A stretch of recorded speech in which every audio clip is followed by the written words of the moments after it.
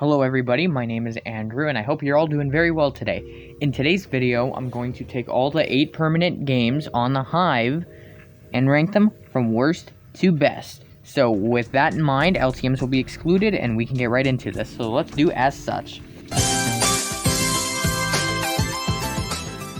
Coming in at the last miserable spot, it is definitely Skywars Kits in my opinion. Now you might make the argument that Skywars itself has a great formula, and Skywars Kits, by proxy, has that formula. You know, the random ores and everything like that, the fun RNG, the gambling aspect of it. You'd be right, so you know what? I will give Skywars credits because it was here first. Not this lazy piece of shit game. I don't understand why there's any love for this game. The numbers for this game are low, and survival games is even lower. Honestly, I think this is worse, because this is lazy and it's being treated as its own game. No, this is so wrong. It's like I said, anything that this game does right is probably most likely indicative of Skywars itself. I will happily praise Skywars for what it does, because it did it first. This is just Skywars with a little bit of shit mixed into it. No, shit game, get this out of my sight. In 7th place, I decided to put Hide and Seek. Now, this might be a shock to most of you, but here's my thing about Hide and Seek. It's a pretty decent game to play, and in fact, I'd say that Skywars Kits is the only bad game on the Hive. Hide and Seek isn't necessarily bad. To me, it just does the least amount of good. Now, like I said, I think it's a pretty fun game to play with your friends from time to time, and I'm sure you can get some joys out of it, because even I can, even being a max level, as you can see here. But here's the thing, a lot of people's incentive to play these games is achieving max level, and I will be the first one to tell you that although it takes the least amount of time to go from level 1 to max in Hide and Seek amongst most of the games, it's also the most boring because all you're doing is sitting in the same position and mashing your taunt button. That gets boring after like 90 seconds, so that's not something you'd find me enjoying at all. But like I said, Hide and Seek's not a bad game. Fun game to play with your friends, but it's just not my cup of tea personally. It's a good casual game, and I understand why people like it, because again, there's nothing too bad about this game. It's just Hide and Seek's just not my cup of tea. Nothing bad. So I think with that we can move on. In 6th place, we have Just Build. Now, last time I made this list, I put Just Build in 3rd. Now I'm putting it in 6th, and you might be asking, why? It's quite simple. Let's be honest with ourselves here. Is the player base worth our time? No. I literally can go as far as to say that Just Build has done a better job of teaching me health class stuff than actual teachers, because the amount of genitalia I have the chance to witness when I'm in these lobbies is absurdly high. Things haven't gotten better for this game, things have gotten worse, and admittedly, now that I'm max level in this game, I have zero reason to play. It was already annoying enough just going through like the last 3 levels of this game, because God forbid we do it quickly. This game does not want you to reach max level very quickly at all. A very tedious process. You could have so many good games in a row and it'll still take you like 50 plus hours. Not to mention the amount of mez I receive when my build is 50 times as good as these little kids is absurd! At number 5, we have Death Run. Now, with Death Run, I feel as if Death Run is also like Hide and Seek in the sense where it doesn't do anything wrong. It just doesn't do well to compare with how much fun I have in other games. I like Death Run, and I like speedrunning in it, with friends or without friends, to be completely honest. It's a pretty good casual game, and admittedly, when you are leveling up in this game, it can be a pretty fun time. Just doing the best of your ability to complete every map as fast as possible while just watching your XP bar go up relatively quickly. It just makes for a simple yet fun time. I love playing this game with my friends. We all have good times. We all enjoy competing with each other. It's a great party game, and I definitely respect the fact that some people do in fact like this game, and I'm right there with them. So, with that in mind, we can move on. Securing the 4th spot on our list, and this completely surprises me to say because I placed this last in my previous video, this would be survival games. Now, I have a love and a hate for survival games. I find solo mode to be incredibly boring. However, to contrast this, I absolutely adore playing duos with my friend Sav. Her and I aren't exactly the best players ever, especially in PC queued lobbies, because I'm a controller player and she's still a novice PC player, so I'm at a disadvantage no matter how experienced I am, and she's still learning the ropes.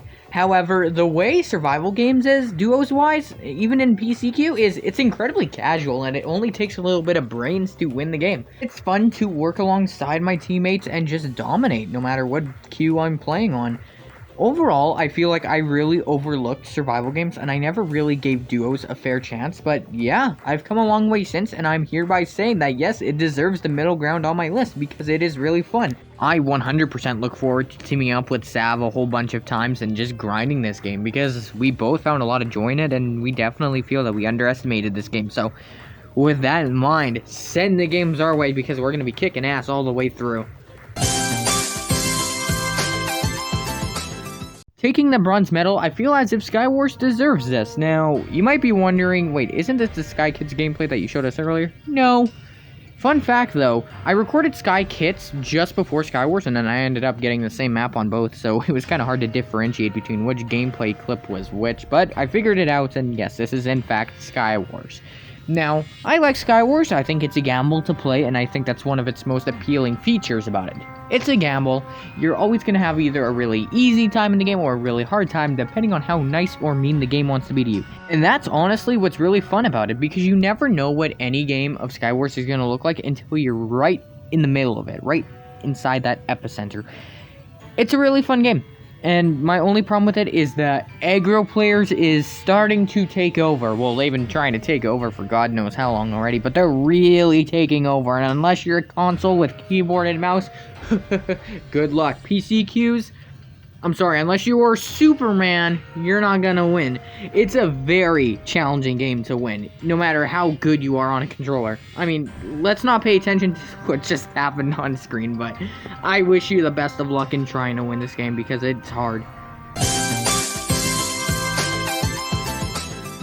I see what you are doing. I see that you took your socks off and put your boxing gloves on, and you're already trying to find my IP address to locate me, and you're gonna beat the shit out of me. But let me explain here, okay? I put Murder Mystery in second place because I do believe it is the best game to play with your friends.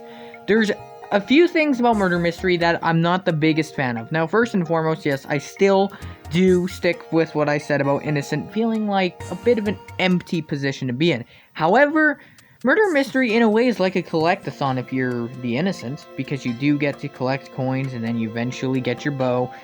It's a very, very fun party game to play with your friends. It's the best game to play with your friends. It's so much fun to just get Murderer and kill them, and they get the shit scared right out of them.